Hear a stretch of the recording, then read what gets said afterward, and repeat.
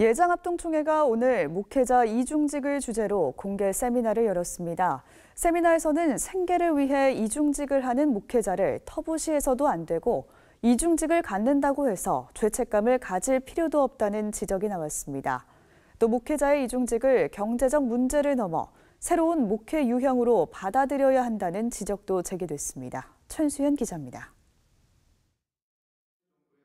이중직 목회에 대한 교계의 인식이 점차 긍정적으로 변하고 있습니다. 지난해 발표된 이중직 관련 설문조사에 따르면 목회의 새로운 유형으로 적극 시도해야 한다는 응답이 40.1%로 지난 2017년 설문조사에 비해서 10%포인트 이상 증가했습니다. 이중직을 절대 해선 안 된다는 응답은 14.4%에서 10.4%로 감소했습니다. 코로나19로 이중직 목회에 대한 관심이 더욱 높아진 가운데 예장합동총회 교회자립개발원이 목회자 이중직에 대한 공개 세미나를 열고 이중직 인식 개선을 강조했습니다. 기조발제를 맡은 총신대학교 양현표 교수는 이중직을 옳고 그름이나 신학적, 비신학적 차원으로 접근해서는 안 된다고 말했습니다.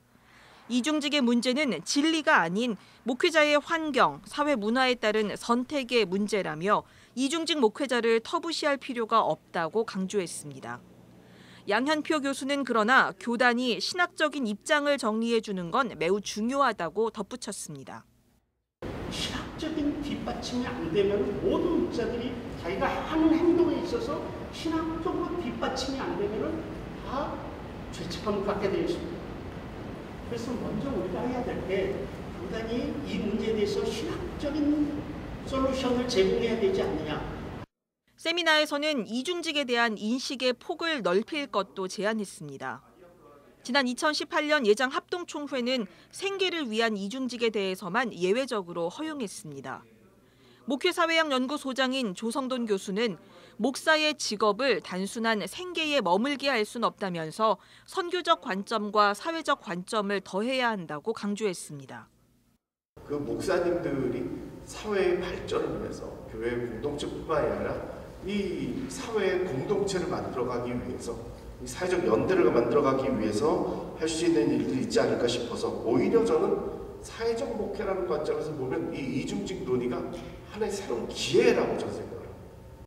세미나를 주최한 예장합동총회 교회자립개발원은 지난해 10여 차례의 비공개 신학 워크숍을 여는 등 이중직 목회에 대한 연구를 본격화했습니다. 앞으로 3년 동안은 이중직에 대한 교단의 인식을 제고하는 활동에 집중할 방침입니다.